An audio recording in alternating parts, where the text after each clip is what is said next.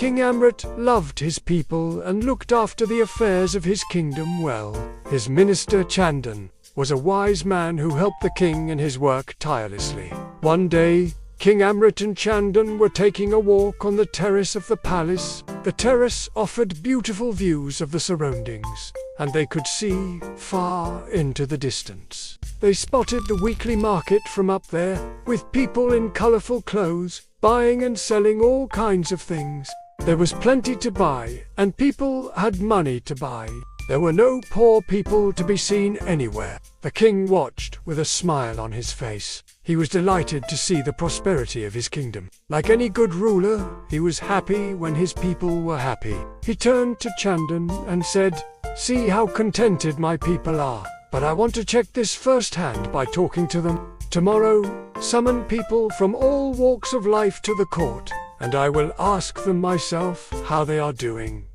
Chandan was used to the king's strange requests, so he nodded and went off to carry out this order. The next day, the king arrived in court humming a happy tune to himself. Seeing all the people gathered there waiting for him, he was even more pleased.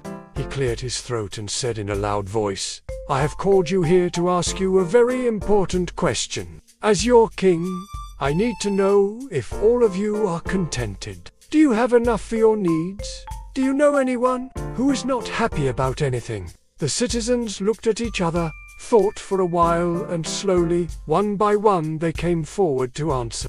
One after the other, they all said how happy they were. Their kitchens had enough food, their trades and businesses were doing well. The king had made them feel safe. The farmers had grown good crops, and the rivers and ponds were full of fish. What more could they ask for? The king became more and more pleased as he heard this. Only Chandan, his minister, watched and heard everything with a frown on his face. Why? What was wrong? Soon he walked up to the king and whispered something in his ear. King Amrit's eyebrows rose up in astonishment. Surely Chandan could not be serious, but he looked at the minister's face and found no trace of this being a joke. He turned back to the court and made a most unusual announcement. "I am delighted that all of you have said you are happy, but I want to test this. Tomorrow, I want all the happy people of this kingdom to come and meet me in the royal gardens. But I have a condition. All of you will have to enter the garden from the main gate. Walk across and meet me by the gate at the rear of the garden. I will wait for you there. When you enter the garden, you will be given a sack each, and you can pick whatever fruits or flowers your heart desires."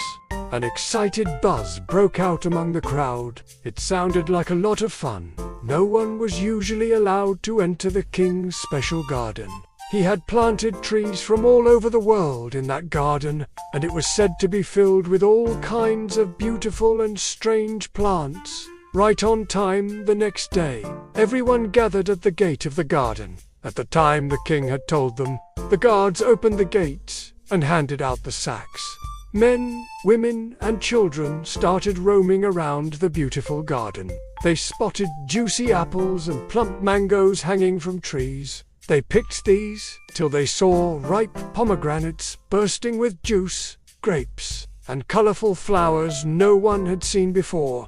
People went about picking whatever they wished for and filling their sacks with them. But as they walked further into the garden, it became wilder, more like a forest. And there they saw trees laden with apples of gold, mangoes of silver, and flowers studded with gems and jewels. Everyone emptied their sacks of the fruits they had collected earlier and started madly filling them up with these precious fruits and flowers.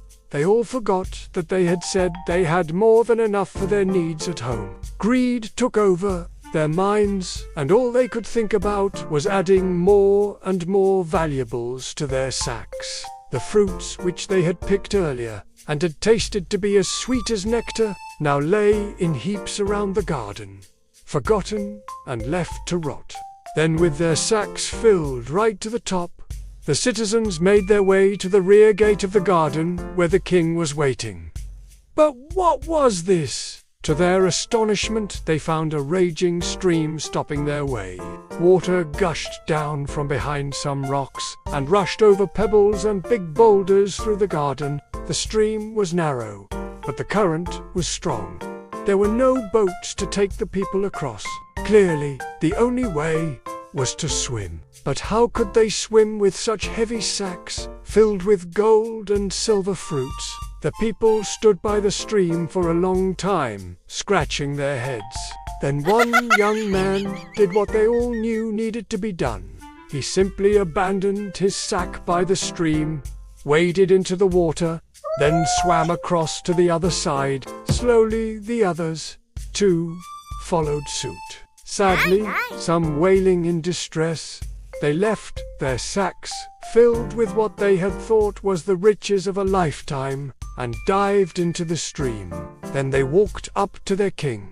Wet, unhappy, and angry, King Amrit and Chandan watched them trudge up in their soaking clothes. Chandan had a small smile on his lips, while the king looked sad. When they had assembled in front of him, he said, "When I asked you yesterday if you were happy with your lives, all of you said you were contented and did not need anything more. Yet today I can see the sadness in your faces when you had to leave behind the riches you had gathered in my garden. Really happy with your lives? Why did you gather the jewel fruits? And why are you so sad now?" Everyone looked down, ashamed at their behavior. Only the young man was the first to cross the stream after leaving his sack behind. Seemed to be Chandan spotted his cheerful face in the crowd and beckoned him forward. Then he asked, "Tell me, are you not sad you had to leave behind so much of wealth that suddenly came your way?"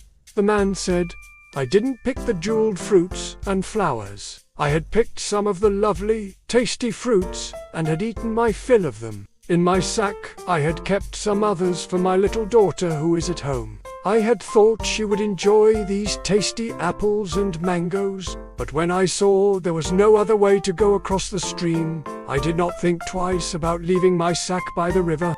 My little girl can get tasty fruits from some other garden, too. But I am so happy the king let us all wander around his garden, looking at the trees and plants and animals. He is a great king for having created this place of beauty, and it was a pleasure walking around there."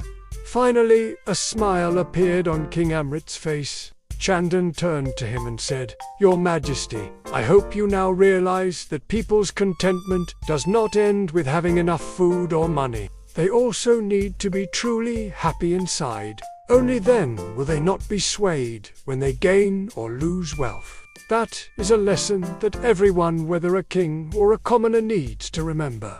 The king nodded, as did his subject. This was a lesson they would not forget in a hurry.